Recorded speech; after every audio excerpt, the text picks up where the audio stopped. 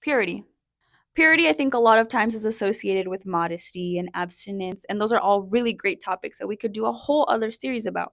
But today I want to talk about the big picture of purity and what that means for our lives as Christians.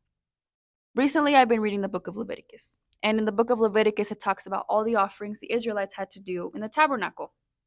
The one thing that really stood out to me is that every single time it was mentioned that an animal had to be sacrificed, it always said it has to be unblemished, it has to be without flaw.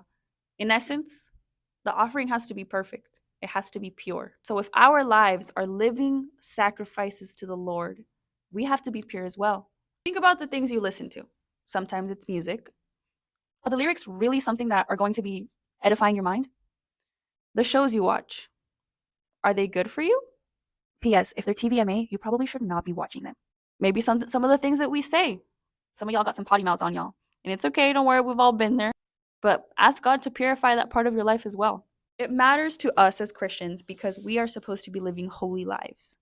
And we're supposed to be examples to people. And if we're out here saying that we're Christian and that we're listening to all this music with all this trash and watching shows with all these scenes that we should not be seeing, and we're saying all these things that are not, speaking life into people, what does that say about us as Christians? If the Israelites had given a sacrifice that wasn't perfect, God would have rejected the sacrifice. So is your life a sweet smelling aroma? Or does it smell like a pile of trash that's been sitting in your room covered for the last 3 weeks?